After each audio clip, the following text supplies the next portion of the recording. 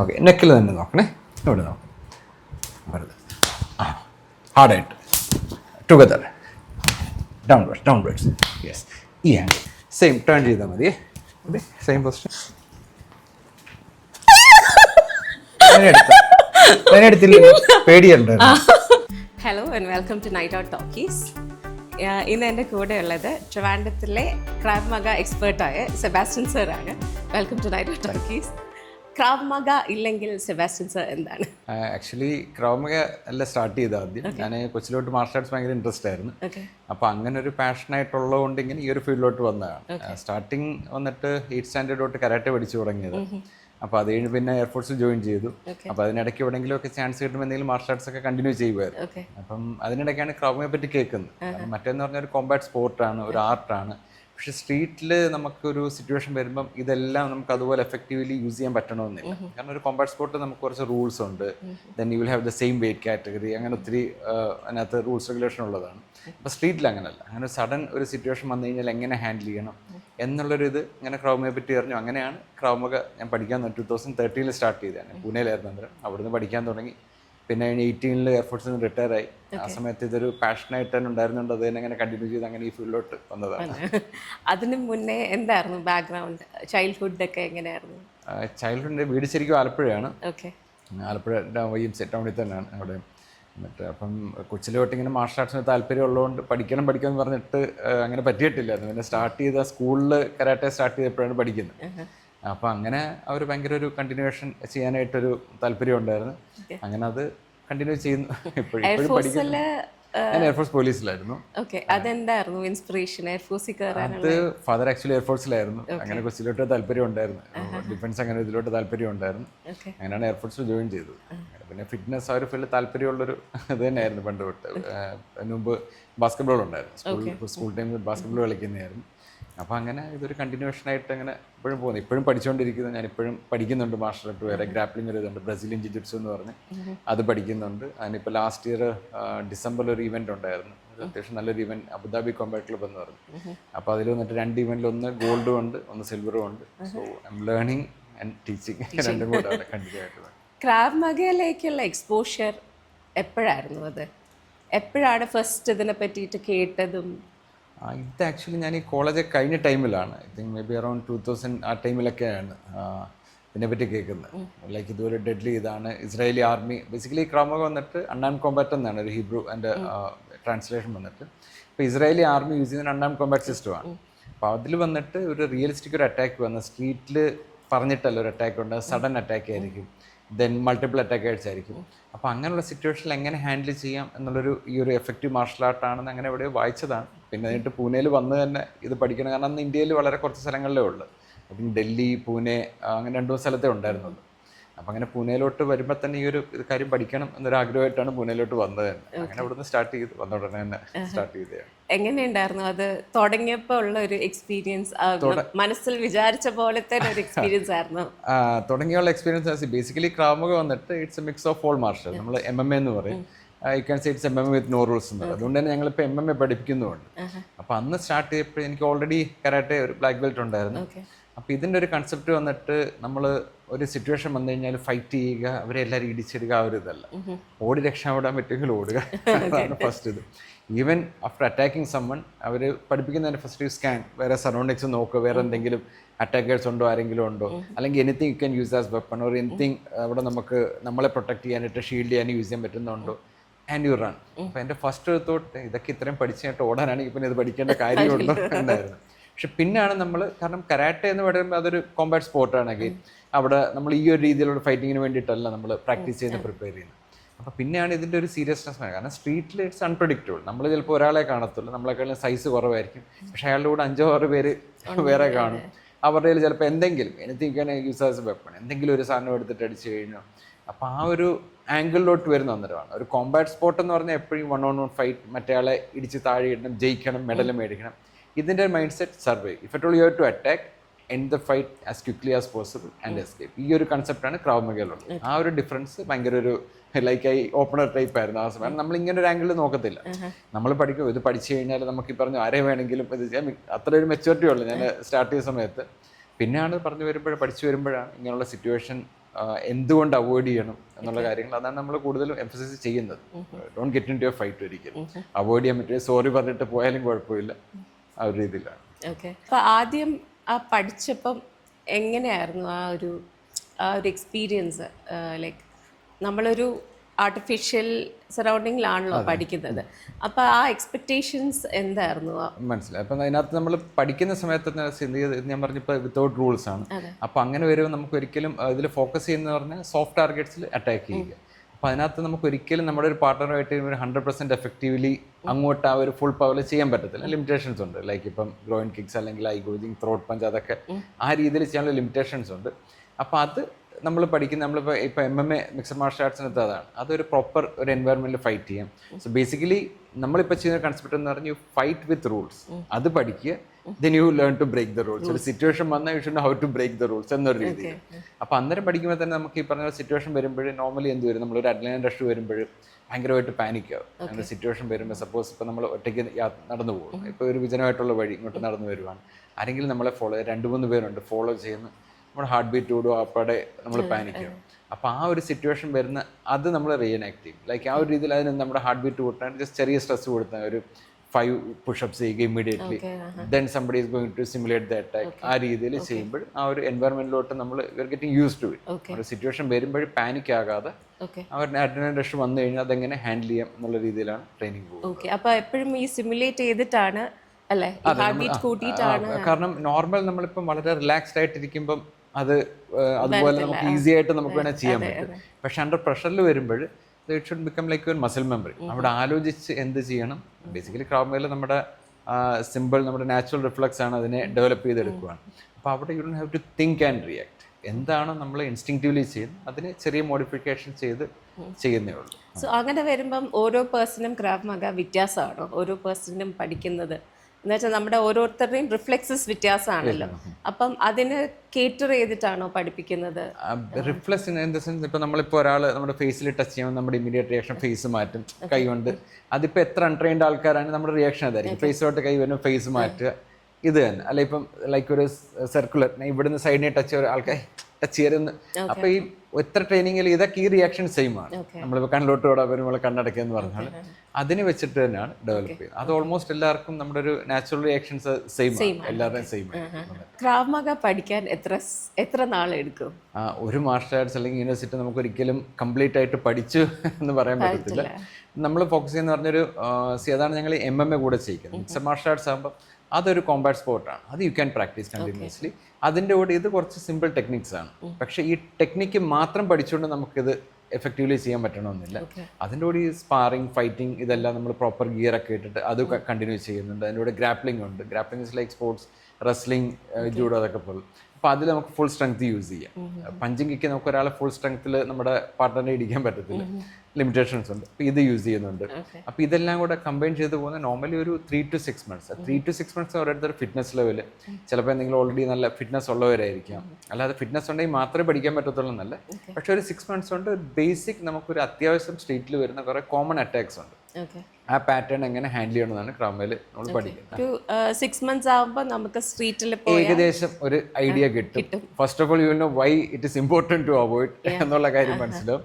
Second, ഇങ്ങനെ ഒരു situation വന്നു കഴിഞ്ഞാൽ ലൈക്ക് പാനിക് ആകാണ്ട് ഇമ്മീഡിയറ്റ്ലി ഫസ്റ്റ് റിയാക്ഷൻ ഉണ്ട്. That's most important. അങ്ങനെ സിറ്റുവേഷൻ ഏറ്റവും ആദ്യത്തെ നമ്മുടെ റിയാക്ഷൻ. കാരണം അവിടെ ഇപ്പം നമുക്കൊരു റെഡി പൊസിഷനിൽ വരാനും ഒന്നും പറ്റത്തില്ല. എങ്ങനെ നിൽക്കുന്ന അവിടുന്ന് റിയാക്ട് ചെയ്യണം. ചിലപ്പോൾ ഇരിക്കുമായിരിക്കും, നിൽക്കുമായിരിക്കും, നടക്കുന്ന സമയത്തായിരിക്കും. അപ്പോൾ ബാക്കിയുള്ളൊരു മാർഷൽ ആർട്ട് പോലെ നമുക്കൊരു റെഡി പൊസിഷനിൽ വന്നിട്ട് ഫൈറ്റ് ചെയ്യാനുള്ള ടൈം അല്ലെ ഇറ്റ്സ് എ ലക്ഷറി സ്ട്രീറ്റിൽ വരുമ്പോൾ അത് എങ്ങനെ ചെയ്യാന്നുള്ളതിനകത്ത് നമ്മൾ പഠിപ്പിച്ചെടുക്കും. ഒരു 3 to 6 months അങ്ങനെയുള്ള കാര്യങ്ങളാണ് ഫോക്കസ് ചെയ്യുന്നത്. സോ നമുക്കൊക്കെ സ്പെഷ്യലി വിമന് ഈ സെക്ഷൽ അസോൾട്ടിന് വരുമ്പം ആദ്യം ഫസ്റ്റ് നമ്മുടെ റിയാക്ഷൻ എപ്പോഴും ഫ്രീസ് ചെയ്യുന്നതാണ്. അപ്പം അതെങ്ങനെയാണ് അതിനെ ട്രെയിൻ ചെയ്യിപ്പിക്കുന്നത്? അങ്ങനെ ഫ്രീസ് ചെയ്യാതിരിക്കാൻ വേണ്ടിയിട്ടല്ലേ? Especially for ladies. കാരണം നമ്മുടെ ഒരു എൻവയറമെന്റിൽ വന്നിട്ട് പെൺകുട്ടികൾ അത് ചെയ്യരുത്, ഇത് ചെയ്യരുത്, ഓടരുത്, ചാടരുത്, എല്ലാത്തിലും നമുക്ക് റിസ്ക്. അപ്പം ഇവരെ ഒരു ബാഗിലോട്ട് ഹിറ്റ് ചെയ്യാൻ തന്നെ നമുക്ക് പഠിപ്പിക്കാൻ പാടാം. കാരണം നമ്മുടെ കൈ വേദന എടുക്കുക, അല്ലെങ്കിൽ ഒരാൾ പോയിട്ട് ചെയ്യുമ്പോഴും പ്രോപ്പർ ഇതിൽ ഒരു പഞ്ച്, കാരണം മറ്റേ ആൾക്ക് വേദന എടുക്കുക. കാരണം നമ്മൾ ആ ഒരു കൾച്ചർ ഒരു ഇതിലാണ് വരുന്നത്. അപ്പോൾ അത് മാറ്റാൻ കുറച്ച് സമയമാണ്. പതുക്കെ എസ്പെഷ്യലി പെൺകുട്ടികൾ ലൈക്ക് ഒരു സ്പോർട്സ് അങ്ങനെ ബാക്ക്ഗ്രൗണ്ടൊന്നും ഇല്ലാത്തവർ പല ഇതിലുള്ള കുട്ടികൾ വരുന്നുണ്ട്. അപ്പം അത് കുറച്ചുകൂടെ നമുക്ക് സമയം എടുക്കും. കാരണം ഈ ഒരു കോർഡിനേഷൻ കാണണമെന്നില്ല. ലൈക്ക് ഇപ്പോൾ ഡാൻസ് പഠിച്ച കുട്ടിയാണെങ്കിൽ കുറച്ചുകൂടെ കോർഡിനേഷൻ കാണും, ഹാൻഡ് കോർഡിനേഷൻ ഒക്കെ വരും. അപ്പോൾ ഇതില്ലാത്ത ഒരാൾക്ക് കുറച്ചുകൂടെ പാടാണ്, പക്ഷെ ചെയ്തെടുക്കാൻ പറ്റും. അതിനൊരു ലേണിംഗ് ടൈം എടുക്കും അല്ലേ? ഫ്രീസ് കമ്പാരിറ്റീവ്ലി ഇതിലോട്ട് വരാനായിട്ട് കുറച്ച് ലേണിംഗ് ടൈം എടുക്കും. ഈ ഫ്രീസിങ് മാറ്റണമെങ്കിൽ, കാരണം നമ്മളിപ്പോൾ അങ്ങനെ ഒരു അഗ്രസീവ് ഒരു സിറ്റുവേഷനിലല്ല. വേറൊരു ഇതിൽ ഡിഫറൻസ് എന്ന് പറഞ്ഞാൽ ഇപ്പം ബ്രദറൊക്കെ ഉള്ളവരാണ് ഇവർ പിന്നെയും കൊച്ചിലെ കുറച്ച് അടിയൊക്കെ വെച്ച് കുറച്ചുകൂടെ അങ്ങനെ യൂസ്ഡ് ആണ്. അപ്പം അങ്ങനെയുള്ളതിനകത്ത് നമ്മൾ ചില ഗെയിംസ് ഒക്കെ ഉണ്ട്, ലൈക്ക് പുഷ് പുൾ. അങ്ങനെ ഒരാളെ പിടിച്ച് തള്ളിക്കഴിഞ്ഞാൽ നമ്മൾ ആദ്യം തന്നെ വീഴാതെ ബാലൻസ് ചെയ്യാൻ പഠിക്കുക, അല്ലെ പുള്ളി ചെയ്ത് കഴിഞ്ഞാൽ ബാലൻസ് ചെയ്യുക. അപ്പം അങ്ങനെയുള്ള ഗെയിംസിൽ കൂടെ ആകുമ്പോൾ നമുക്കതൊരു സ്ട്രെസ് ആയിട്ട് വരത്തില്ല ഇമ്മീഡിയറ്റ്ലി ലേണിംഗ് ടൈമിൽ. അത് കഴിഞ്ഞിട്ട് വി ക്യാൻ ഇൻട്രൊഡ്യൂസ് സ്ട്രെസ്. ഈ പറഞ്ഞ പോലെ ഇങ്ങനെ ഒരു സിറ്റുവേഷൻ വരുമ്പോൾ എന്ത് ചെയ്യാം, ലൈക്ക് ഫോർ എ ലേഡി അല്ലെങ്കിൽ ഈവൻ ആണുങ്ങളാണെങ്കിൽ പോലും ഒരു അറ്റാക്ക് വന്നു കഴിഞ്ഞാൽ നമ്മൾ 99% താഴെ പോകും. ചിലപ്പോൾ നമ്മൾ ട്രിപ്പായിട്ട് വീഴും, അല്ലെങ്കിൽ അയാൾ വലിച്ച് താഴെ ഇട്ടു. കാരണം ഓൾവേസ് നമ്മൾ അസ്യൂം നമ്മളെക്കാളും സൈസുള്ള ഒരാളായിരിക്കാം എന്നൊരു കൺസെപ്റ്റിലാണ് പോകുന്നത്. അപ്പോൾ താഴെ വീണ് കഴിഞ്ഞാൽ എന്ത് ചെയ്യണം, അവിടെ കിടന്ന് ഫൈറ്റ് ചെയ്ത് ഏറ്റവും പെട്ടെന്ന് തന്നെ fight quickly end the fight escape ഈ ഒരു ആസ്പെക്റ്റിൽ. അപ്പോൾ അത് പെൺകുട്ടികൾക്കാണെങ്കിൽ ഇങ്ങനെയുള്ള സിറ്റുവേഷൻ അതാണ്. സെക്ഷൽ റിസൾട്ട് ആണെങ്കിലും താഴെ വീഴാനോ അല്ലെങ്കിൽ the attack is on top of you അങ്ങനെ സിറ്റുവേഷൻ വരാനുള്ള സാധ്യത വളരെ കൂടുതലാണ്. അതിനെ ഫോക്കസ് ചെയ്തിട്ടാണ് അതിൽ നമ്മൾ ചെയ്യുന്നത്. എത്ര നാളെടുത്തു ക്രാവ് മഗ പഠിച്ചൊരു കോൺഫിഡൻസ് വരാൻ, പഠിപ്പിക്കാനുള്ള കോൺഫിഡൻസ് വരാൻ? ഓക്കെ, പഠിപ്പിക്കാനുള്ള കോൺഫിഡൻസ് ഞാൻ ആക്ച്വലി തുടങ്ങാൻ കാര്യം തന്നെ ഞാൻ എയർഫോഴ്സിൽ 2018 ഇറങ്ങിയതാണ്. അപ്പോൾ അതിനു മുമ്പാണ് ഈ നിർഭയ ഇൻസിഡൻ്റ് ഒക്കെ ഉണ്ടായത്. അപ്പോൾ ഇറ്റ് വാസ് ലൈക്ക് ഭയങ്കര ഷോക്ക്. നമ്മൾ ഇങ്ങനെ ഇൻസിഡൻസ് ഉണ്ടാകുന്നു. അപ്പം അതിൽ എന്ത് ചെയ്യാം എന്നൊരു തോട്ടും കൂടെ ആയിട്ടാണ് ഇങ്ങനൊരു തുടങ്ങാൻ തന്നെ കാര്യം. അപ്പം അങ്ങനെ വൈഫിൻ്റെ അടുത്ത് ഞാൻ ഒരു 1 year ഞാൻ നോക്കാം ഇങ്ങനെ ഒരു പഠിപ്പിക്കാനായിട്ടുള്ള ഇതുണ്ട്. അങ്ങനെ അത് കഴിഞ്ഞിട്ടില്ലെങ്കിൽ സക്സസ് ആയെങ്കിൽ വേറെ എന്തെങ്കിലും നോക്കാമെന്ന് പറഞ്ഞ് അങ്ങനെയാണ് സ്റ്റാർട്ട് ചെയ്തത്. ഫസ്റ്റ് സെഷൻ വന്നിട്ട് 4 പേരായിരുന്നു. ഇപ്പോൾ വന്നിട്ട് അത്യാവശ്യം നല്ല ആൾക്കാരുണ്ട്. പിന്നെ സ്കൂൾസിലുണ്ട്, ഇപ്പം ലക്കോൾ ചെമ്പക അങ്ങനെയുള്ള സ്കൂളിലൊക്കെ കംപ്ലീറ്റ് സ്കൂൾസിൽ സ്റ്റാർട്ട് ചെയ്യുന്നുണ്ട്. അപ്പം മാക്സിമം ആൾക്കാരെ എഡ്യൂക്കേറ്റ് ചെയ്യുക എന്നുള്ളൊരു പർപ്പസിലോട്ടാണ് സ്റ്റാർട്ട് ചെയ്ത്. ഒരു കോൺഫിഡൻസ് ലെവൽ എന്ന് പറഞ്ഞാൽ ഞാനിപ്പോഴും പഠിച്ചുകൊണ്ടിരിക്കുകയാണ്. അങ്ങനെ 100% ഒരു ഇതാകണമെന്നില്ല എല്ലാ ഇതിലും. കീപ് ലേണിംഗ് ഇതാണ്. ക്രാവ് മഗ ട്രിവാൻഡ്രത്തേക്ക് കൊണ്ടുവന്നപ്പോൾ കോൺഫിഡൻസ് ഉണ്ടായിരുന്നോ? ഇവിടുത്തെ ആൾക്കാർ ക്രാവ് മഗ എന്താണെന്ന് അറിയോ ഫസ്റ്റ് ഓഫ് ഓൾ, ആൻഡ് അതിന് ഓപ്പൺ ആയിരിക്കുമോ, അത് പഠിക്കാനുള്ള ഒരു മൈൻഡ് സെറ്റ് ഉണ്ടാവുമോ എന്നുള്ള ഡൗട്ടായിരുന്നു. കാരണം നമുക്ക് എപ്പോഴും കൂടുതൽ കരാട്ടെ, കളരിപ്പയറ്റ്, പിന്നെ കുങ്ഫു ഇങ്ങനെയുള്ള ട്രഡീഷണൽ മാർഷൽ ആർട്സ് അറിയാം. പിന്നെ നമ്മുടെ ആൾക്കാർക്ക് എപ്പോഴും വേണ്ടത് എന്തെങ്കിലും മാർക്ക് കിട്ടുമോ, ഗ്രേസ് മാർക്ക് കിട്ടുമോ, സ്പോർട്സ് അങ്ങനെയൊക്കെ ഉള്ളൊരു ഇതാണല്ലോ പൊതുവെ. അപ്പം ഡൗട്ടായിരുന്നു സ്റ്റാർട്ട് ചെയ്തപ്പോൾ. കാരണം ഒന്നാമത്തെ കാര്യം ഇത് ആൾക്കാർ കേട്ടിട്ട് പോലും ഇല്ല ആ ഒരു സമയത്ത്. അന്ന് കേരളത്തിൽ എറണാകുളത്ത് മാത്രമേ അന്ന് ക്ലാസ് ഉള്ളൂ. എറണാകുളത്ത് മാത്രമാണ് കേരളത്തിലുള്ളത് സ്റ്റാർട്ട് ചെയ്തപ്പോൾ. രണ്ടാമത്തെ ക്ലാസ് നമുക്കിവിടെ ട്രിവാൻഡ്രത്തേ ഉള്ളൂ. അപ്പോൾ അന്നേരം ഒരു ഡൗട്ട് ഉണ്ടായിരുന്നു. പക്ഷേ എന്തായാലും കുഴപ്പമില്ലാണ്ട് അങ്ങനെ ഇതായി നന്നായിട്ട് ഇത് ചെയ്തിട്ട് വേണ്ടത്തുള്ളൊരു ഒത്തിരി പേരുണ്ട്, പല ഫീൽഡിലുള്ള ആൾക്കാരുണ്ട്. വന്നിട്ട് ഫസ്റ്റ് ക്ലയന്റ് ആരായിരുന്നു? ഫസ്റ്റ് ക്ലയന്റ് 4 പേരുണ്ടായിരുന്നു. അതിലുള്ള ഒരാൾ ഇപ്പോഴും കണ്ടിന്യൂ ചെയ്യുന്നുണ്ട്. He's an MMA champion. 2-3 ഇവന്റിൽ ഇവിടെ കുറവങ്കോണം എന്നൊരു പയ്യനാണ്, റോഹൻ എന്ന് പറഞ്ഞു. He was my first student. ഇടയ്ക്ക് ഒരു ഗ്യാപ്പ് മർച്ചന്റ് നേവിയിലായിരുന്നു, പിന്നെയും റീജോയിൻ ചെയ്ത് ഇപ്പോഴും കണ്ടിന്യൂ ചെയ്യുന്നുണ്ട്. ആ ഫസ്റ്റ് 4 ഏജ് ഗ്രൂപ്പ് എങ്ങനെയായിരുന്നു? ഏജ് ഗ്രൂപ്പ് ആൻഡ് ജെൻഡർ ആണുങ്ങളായിരുന്നോ? എല്ലാവരും ആണുങ്ങളായിരുന്നു. 4 പേരും ആണുങ്ങളായിരുന്നു. പിന്നെ എൻ്റെ മോളെന്ന് ഷി വാസ് ജസ്റ്റ് 9 years. അപ്പോൾ മോള് ജസ്റ്റ് വരുമായിരുന്നു കൂടെ. ആണ് അന്ന് വന്നിട്ട് ആ ഒരു ഏജ് ഗ്രൂപ്പ് വന്നിട്ട് ഐ തിങ്ക് ഒരു 20-22 ഒരു റേഞ്ച് ആയിരുന്നു. എനിക്ക് വന്നിട്ട് 70 years വരെ 72 ഉള്ള ഒരാൾ വരെ ഉണ്ട്. അപ്പോൾ ഡിഫറെന്റ് ഏജ് ഗ്രൂപ്പ് ഉണ്ട്. ആ സമയത്ത് അവർ ജോയിൻ ചെയ്തപ്പോൾ അവർക്ക് ക്രാവ് മഗ എന്താന്ന് അറിയാമായിരുന്നോ, അതോ ജസ്റ്റ് ഒരു എക്സ്പെരിമെന്റൽ? അന്നേരം ഒരു ഗ്രൂപ്പിൽ ഇവിടെ ഒരു വർക്ക്ഷോപ്പ് നടന്നിട്ടുണ്ട്. അതിന് മുമ്പ് ക്രാവ് മഗയുടെ വർക്ക്ഷോപ്പ് നടന്നിട്ടുണ്ട്. അപ്പോൾ ആ ഗ്രൂപ്പിലുള്ള 2-3 പേര് ഉണ്ടായിരുന്നു. അപ്പോൾ അവരങ്ങനെ ഇതിനകത്ത് ഇവിടെ ക്ലാസ് തുടങ്ങുന്നു എന്നറിഞ്ഞിട്ട് അങ്ങനെ വന്നവരായിരുന്നു. പിന്നെ അന്ന് നമ്മുടെ ഫസ്റ്റ് ക്ലാസ് വന്നിട്ട് ജിമ്മി ജോർജ് സ്റ്റേഡിയത്തിലാണ്. It was an open space. അവിടെ ഒരു സൈഡിൽ ഷട്ടിൽ, അതിൻ്റെ ഇപ്പുറത്തെ ഞങ്ങൾക്ക് കുറച്ച് സ്പേസ് ഉണ്ടായിരുന്നു. അവിടെ ക്ലാസ് കണ്ട് ഫസ്റ്റ് ക്ലാസ് 4 നെക്സ്റ്റിൽ വന്നിട്ട് ക്ലാസ് കണ്ട് അവിടെ ഷട്ടിൽ കളിക്കുന്ന 3-4 പേര് വന്നു. അത് നെക്സ്റ്റ് ക്ലാസ്സിൽ വന്നിട്ട് ഒരു 9 ആയി, പിന്നെ ആയിട്ട് 14 അങ്ങനെ കണ്ടിന്യൂസ്ലി അവിടെ തന്നെ ആയിരുന്നു. അപ്പോൾ ജിമ്മി ജോർജ് സ്റ്റേഡിയത്തിൽ എന്ന് പറഞ്ഞാൽ പിന്നെ ആയിട്ട് ഞങ്ങൾ ക്ലാസ് വെളിയിലോട്ട് മാറ്റി. നമ്മുടെ പാർക്കിംഗ് ഉണ്ടല്ലോ, സ്വിമ്മിംഗ് പൂൾ ഉണ്ടാവും. അപ്പോൾ it was more like a street experience. കാരണം അവിടെ 7:30 ലൈറ്റ്സ് ഒക്കെ ഓഫ് ആവും, കോൺക്രീറ്റ് ഫ്ലോർ ആണ്, so everything you have to do it correctly. Even നമ്മൾ ക്രാമയിൽ വീഴാൻ എങ്ങനെയാണെന്നൊക്കെ പഠിക്കും, ബ്രേക്ക് ഫോൾസ് എന്ന് പറയും, എങ്ങനെ നമുക്ക് ഇഞ്ചുറി ഇല്ലാണ്ട് വീഴുക. അപ്പോൾ അതൊക്കെ അവിടെയാണ് ചെയ്തുകൊണ്ടിരുന്നത്. ഒരു പ്രോപ്പർ സ്റ്റുഡിയോ ടൈപ്പ് സെറ്റപ്പോ അല്ലെങ്കിൽ മാറ്റൊക്കെ ഇട്ട് അങ്ങനത്തെ ഇതിൽ പ്രോപ്പർ ഇതിൽ തന്നെ പ്രോപ്പറായിട്ട് തന്നെ പഠിക്കുക, ലൈക്ക് എ സ്ട്രീറ്റ് ഫൈറ്റ് എങ്ങനെ ഇത് ചെയ്യണം എന്നുള്ള രീതിയിലായിരുന്നു. ഫസ്റ്റ് വുമൻ ക്ലയന്റ് ഫസ്റ്റ് വന്നിട്ട് ഒരു 8th സ്റ്റാൻഡേർഡിൽ ഒരു കുട്ടിയായിരുന്നു, അന്തിക എന്ന് പറഞ്ഞു. അതാണ് ഫസ്റ്റ് വന്നത്. പിന്നെ ഇവിടെ സീറ്റിലൊരു കുട്ടി വന്നു അത് കഴിഞ്ഞിട്ട്. അപ്പോൾ അവരൊക്കെ ഇവരിപ്പോഴും കോണ്ടാക്ട് ഉണ്ട്, ഇത്രയും വർഷമായിട്ട് വെയിറ്റ് ചെയ്യുന്നിട്ട് ഇപ്പോഴും ഇടയ്ക്കൊക്കെ മെസ്സേജും ഫോണും ഒക്കെ ചെയ്യാറുള്ളതാണ്. പിന്നെ ആയിട്ട് ഒത്തിരി പെൺകുട്ടികൾ വന്നിട്ടുണ്ട്. നമുക്ക് ഇതിലെ പെൺകുട്ടികൾ തന്നെ MMA ഇറങ്ങി ചാമ്പ്യൻസ് ആയവരുണ്ട്, കണ്ടിന്യൂ ചെയ്യുന്നവരുണ്ട്, പല പല മാർഷൽ ആർട്സിലും എല്ലാം. ഇത് സെൽഫ് ഡിഫെൻസിന് പഠിക്കാൻ വേണ്ടിയിട്ട് വരുന്ന ആൾക്കാരാണോ അതോ ക്രാവ് മഗയിൽ ചാമ്പ്യൻഷിപ്പ് പോലെ പോകാൻ വേണ്ടി? ക്രാവ് മഗയിൽ ആക്ച്വലി അങ്ങനെ ഒരു കോമ്പറ്റീഷൻ ഇതില്ല. നമ്മളതാണ് MMA കണ്ടക്ട് ചെയ്യുന്നത്, മിക്സഡ് മാർഷൽ ആർട്സിനകത്താണ്. പലരും സ്റ്റാർട്ടിങ് വന്നിട്ട് കുറച്ചൊന്ന് സെൽഫ് ഡിഫെൻസ് പഠിക്കണം എന്നൊരു ഇത് കാണും. അപ്പോൾ ഇതിനകത്ത് നമുക്ക് കുറച്ച് എന്നുള്ളത് ഒരു ബൗണ്ടറി സെറ്റ് ചെയ്യാൻ പറ്റത്തില്ല.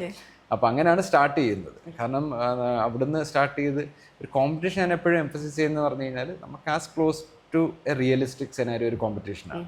നമ്മൾ സ്ട്രീറ്റിൽ വരുമ്പോൾ ഞാനത് ചെയ്തോളാം എന്ന് പറയുന്നല്ല, 1-2 കോമ്പറ്റീഷനൊക്കെ ഇറങ്ങി നമുക്ക് ആ ഒരു പ്രഷർ ഫീൽ ചെയ്യാൻ പറ്റും.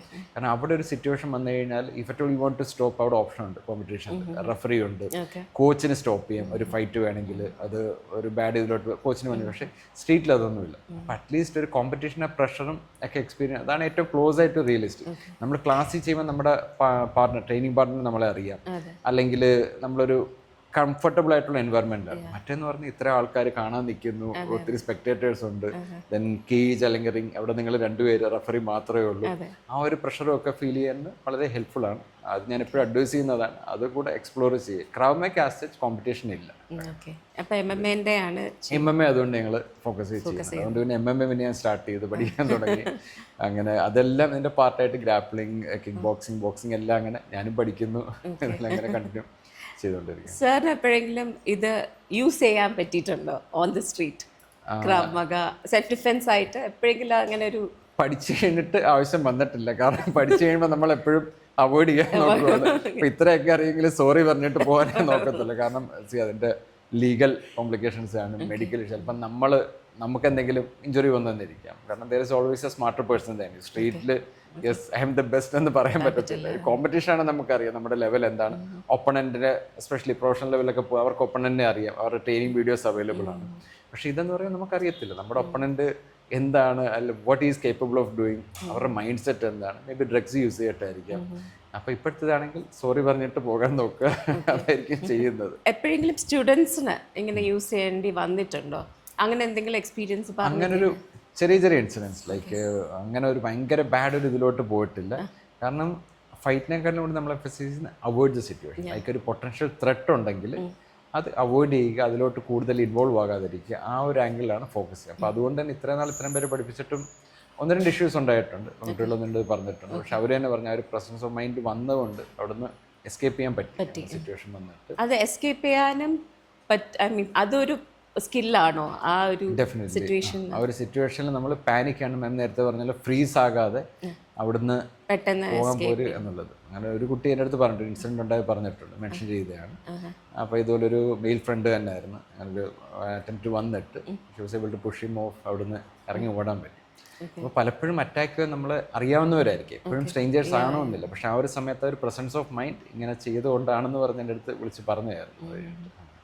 സാറിന് എന്ത് തോന്നുന്നു, ലൈക്ക് ഫോർ ദ വിമൻ ഇപ്പോഴത്തെ സിറ്റുവേഷനിൽ ഇസ് ഇറ്റ് നെസസറി പെണ്ണുങ്ങൾക്കൊക്കെ പഠിക്കണം എന്നുള്ളത് സെൽഫ് ഡിഫെൻസ്?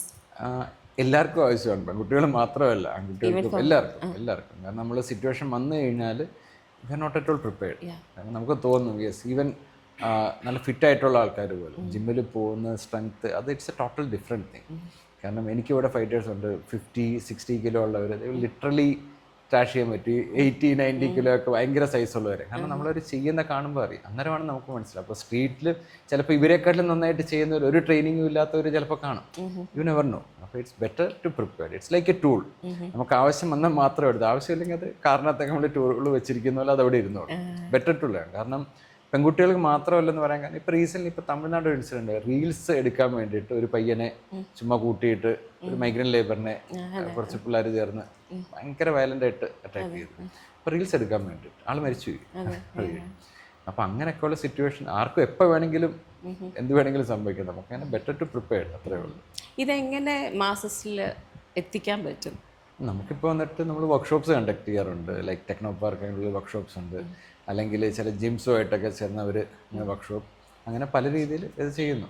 ലൈക്ക് ഇപ്പോൾ സ്കൂൾസിൽ സ്റ്റാർട്ടായി. അപ്പോൾ അങ്ങനെ ഒരു അവയർനെസ് അത് തന്നെ ലക്കോളം 4-5 ഫസ്റ്റ് സ്റ്റാർട്ടായത്. അവിടുത്തെ പ്രിൻസിപ്പൾ വന്നിട്ട് ഇപ്പോൾ she was like proper self defence പഠിക്കണം, കരാട്ടെ അങ്ങനെയുള്ള ഇത് വേണ്ട, ജസ്റ്റ് ബെൽറ്റോ ഗ്രേഡോ അതല്ല, പ്രോപ്പറായിട്ടൊരു സിറ്റുവേഷൻ വന്നു കഴിഞ്ഞാൽ അവർ പഠിക്കണം എന്നുള്ളൊരിത് വെച്ച് അങ്ങനെ സ്റ്റാർട്ട് ചെയ്തതാണ്.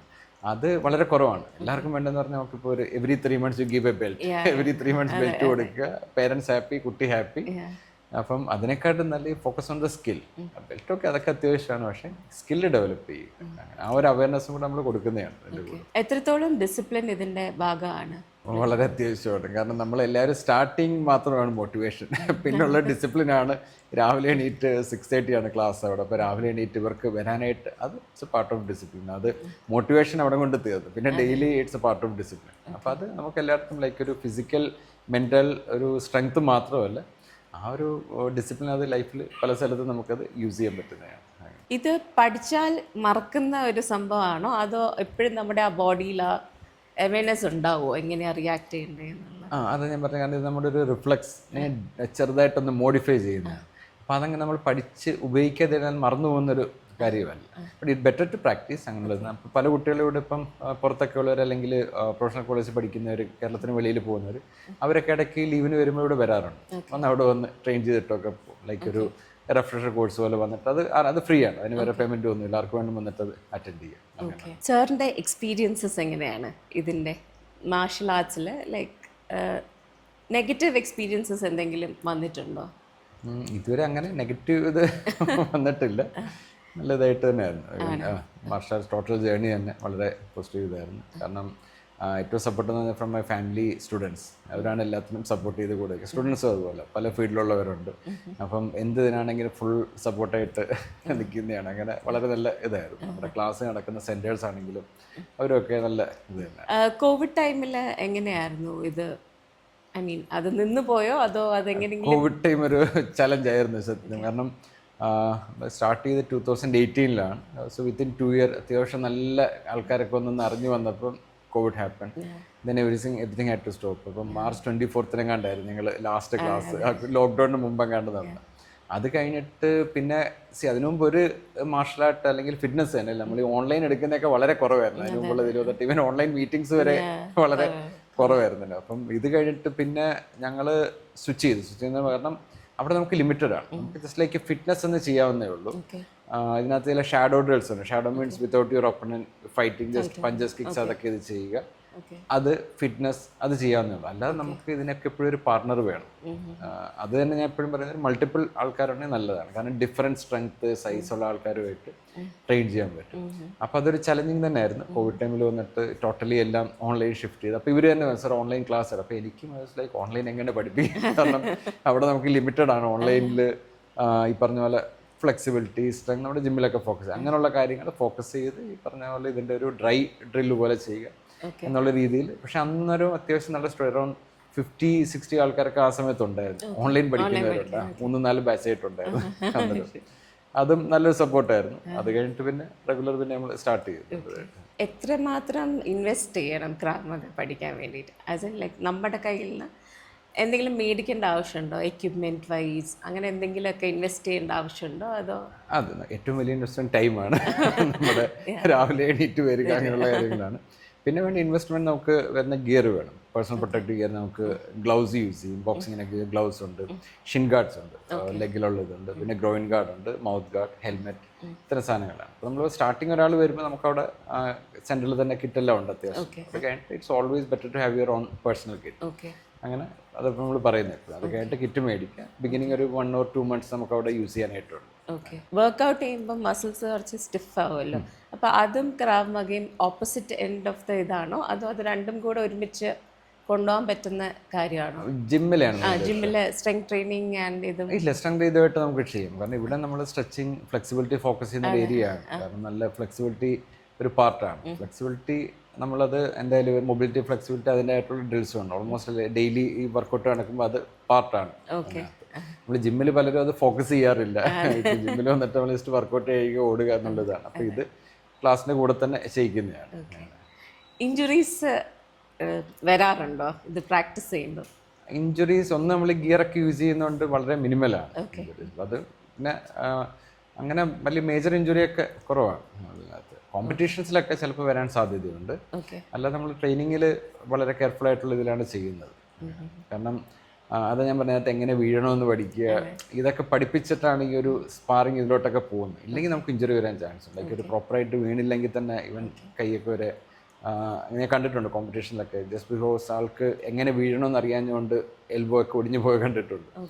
അപ്പോൾ ഇങ്ങനെയുള്ള കാര്യങ്ങൾ നമ്മൾ കവർ ചെയ്തിട്ടാണ് ഇവരെ നെക്സ്റ്റ് ലെവലിലോട്ട് കൊണ്ടുപോകുന്നത്. അങ്ങനെയുള്ള ഇഞ്ചുറീസ് വളരെ കുറവാണ്. ഒരു ലെസൺ പ്ലാൻ എങ്ങനെയായിരിക്കും ഈ നമ്മളൊരു ക്രാവ് മഗയ്ക്ക് വന്നു കഴിഞ്ഞാൽ? അങ്ങനെയല്ല, നമ്മളെ ഗ്രോത്ത് എങ്ങനെയായിരിക്കും? ഇതൊരു മൈൻഡ് സെറ്റ് ഇതും കൂടെ ആണല്ലോ. അപ്പം നമ്മുടെ മൈൻഡ് സെറ്റും നമ്മുടെ ബോഡി ലാംഗ്വേജും എല്ലാം കൂടെ പഠിപ്പിക്കേണ്ടതാണല്ലോ. അപ്പോൾ എങ്ങനെയാണ് അത് പ്രോഗ്രസ് ചെയ്യുന്നത്? ആസ് ക്രാവ് മഗ ലെസൺ എങ്ങനെയാണ് പ്രോഗ്രസ് ചെയ്യുന്നത്? നമ്മൾ ആദ്യം വരുമ്പം ക്ലീൻ സ്ലേറ്റ് ആണല്ലോ. അപ്പോൾ അവിടെ നിന്ന് തൊട്ട് ഒരു ഓക്കെ സ്ട്രീറ്റിൽ പോയാൽ നമുക്ക് സെൽഫ് ഡിഫെൻസ് ചെയ്യാൻ പറ്റും എന്നുള്ള സ്റ്റേറ്റ് വരെ എത്തുന്നത് അതെന്തൊക്കെ ലെവൽസിലാണ് നമ്മൾ പോകുന്നത്? നമ്മുടെ ക്ലാസ് നോർമലി 1.5 hour ക്ലാസ്സാണ് രാവിലെയുള്ള സെഷൻ. അപ്പോൾ അതിൽ വന്നിട്ട് ഒരു 30 minutes നമ്മുടെ ഫിറ്റ്നസ് ഇത് ഫോക്കസ് ചെയ്തിട്ടാണ്. അപ്പോൾ starting from normal light warm up ഉണ്ട്.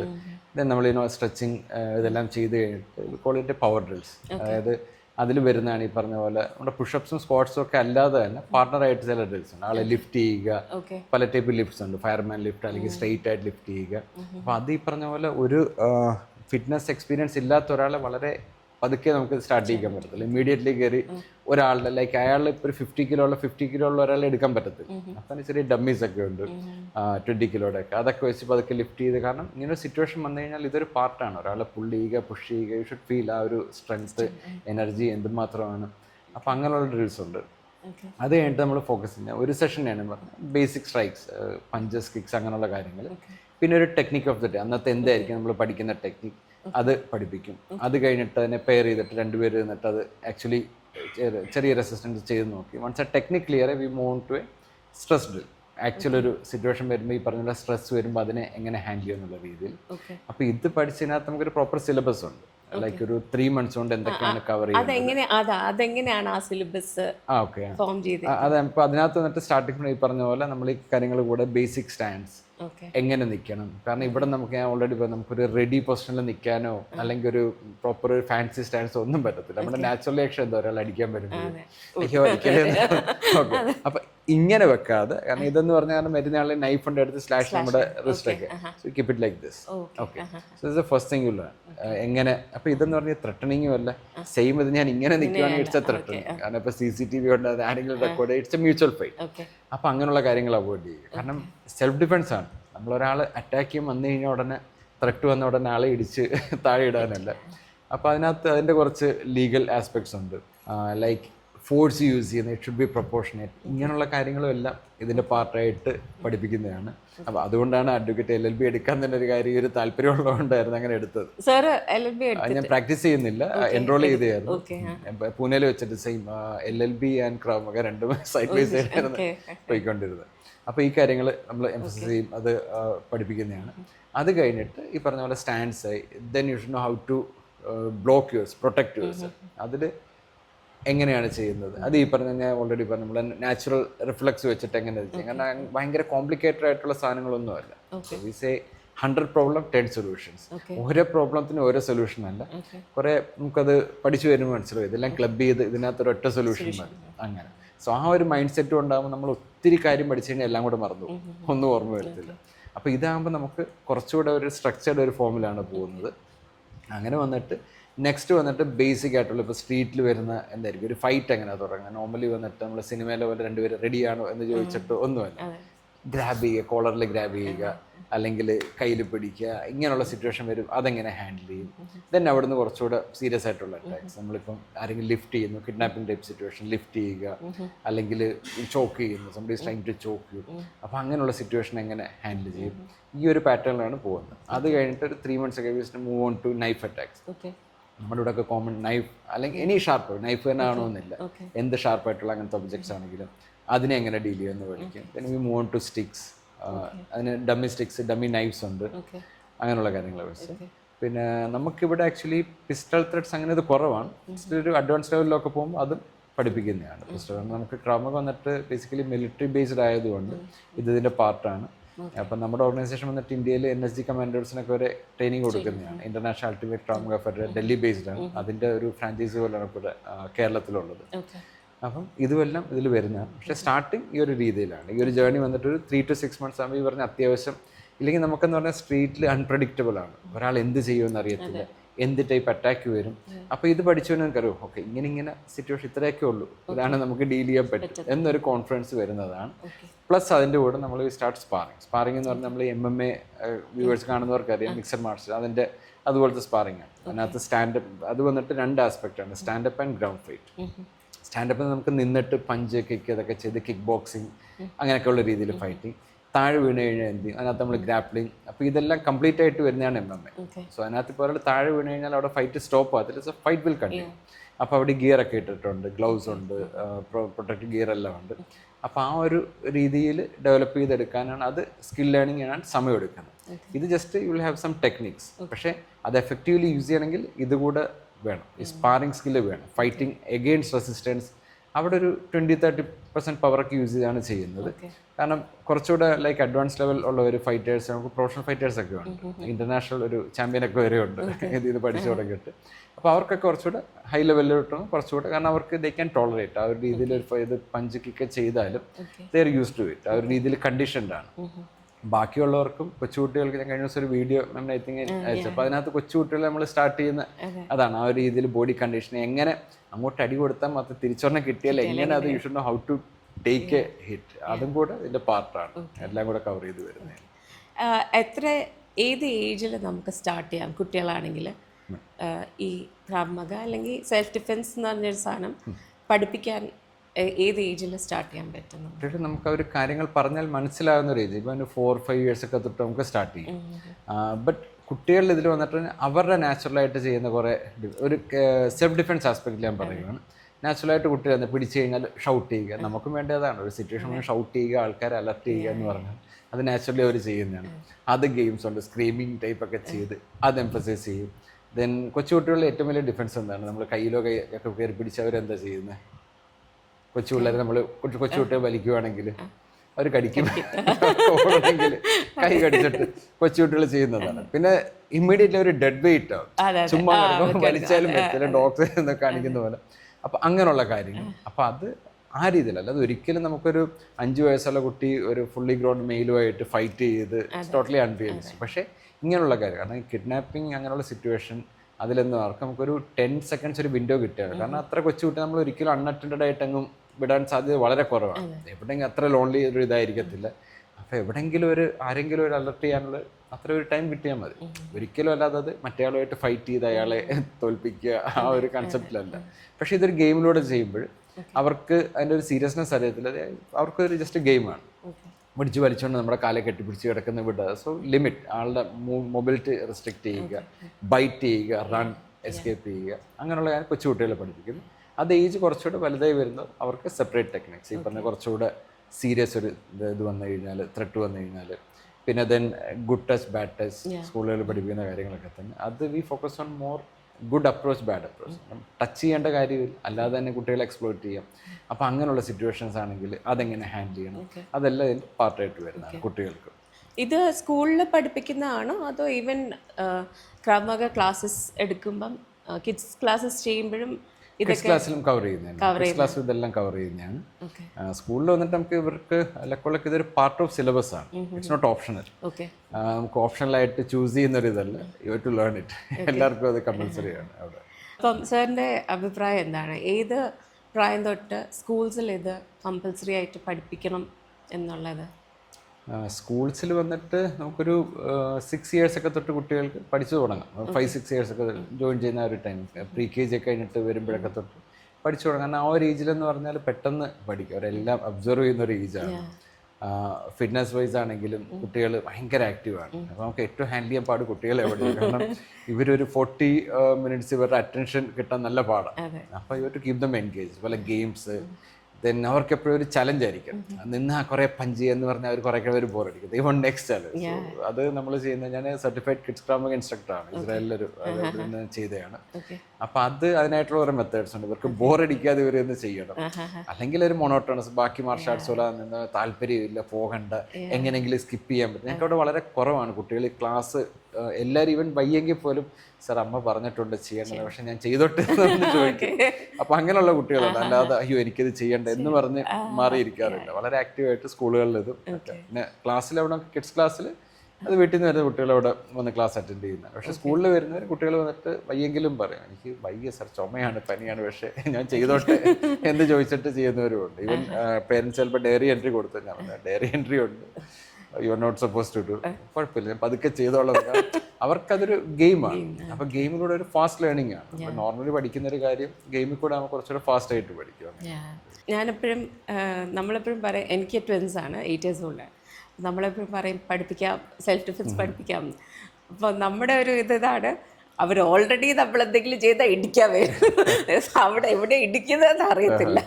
പക്ഷെ ഇത് പഠിക്കുമ്പോൾ അവർക്ക് ആ ഒരു അവയർനെസ് കിട്ടും, എവിടെയാ ഇടിക്കേണ്ടത്, എവിടെയാ. തിരിച്ച് ദേഹം വേദന എടുക്കാത്തതുകൊണ്ടാണ് അവർ ചെയ്യുന്നത്. വൺസ് ഈ സ്പാറിംഗ് ഒക്കെ ചെയ്യുമ്പോൾ തിരിച്ചിടി കിട്ടുമ്പോൾ മനസ്സിലാവും, ഇനി അങ്ങോട്ട് കൊടുക്കുന്നില്ല, എനിക്ക് വേദന എടുക്കുമെന്ന് മനസ്സിലാകാൻ തുടങ്ങുമ്പോൾ തന്നെയല്ല കുറച്ചുകൂടെ ആ ഒരു എനർജി ചാനലൈസ് ചെയ്യുന്നതാണ്. ദെൻ ക്ലാസ്സിൽ നമ്മൾ അവയർനെസ് കൊടുക്കും.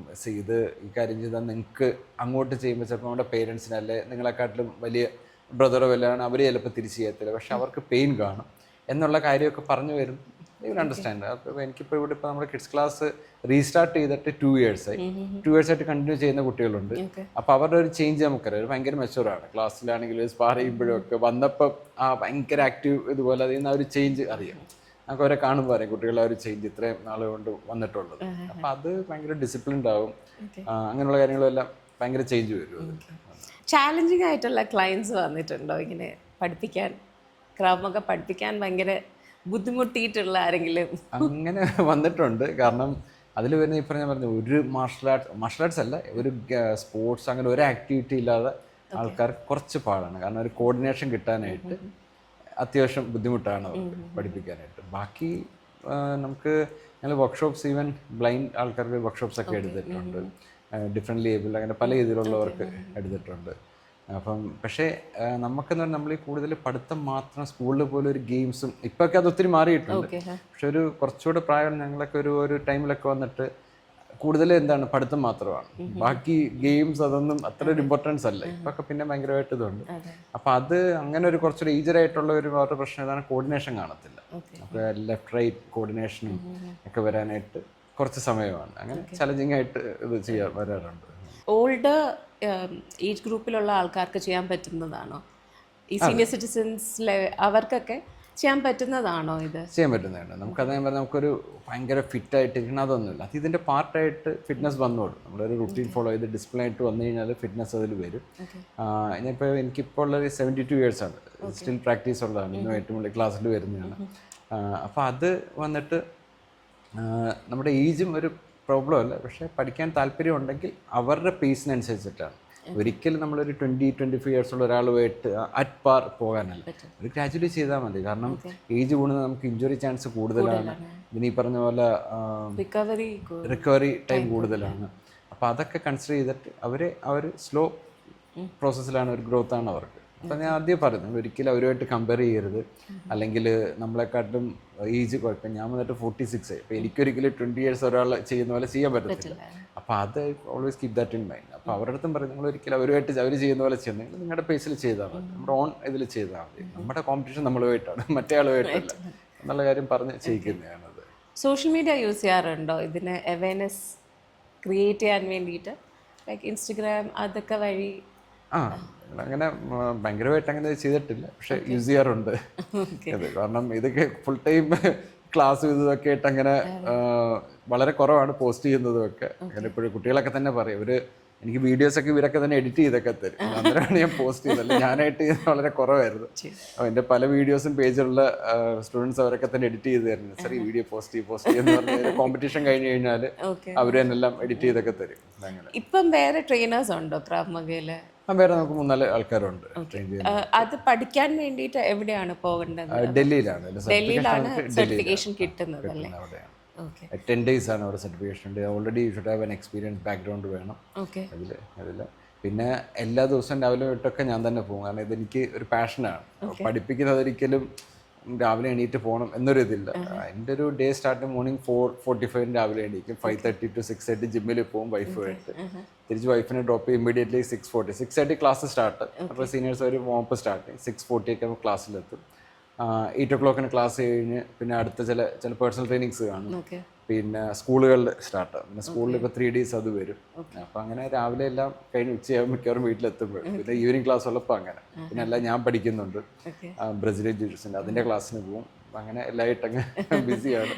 ടൈം കിട്ടുമ്പോഴും പോസ്റ്റ് ചെയ്യും. അപ്പോൾ ഫ്യൂച്ചർ എന്താണ് സാറിന്? എന്താണ് വിഷൻ?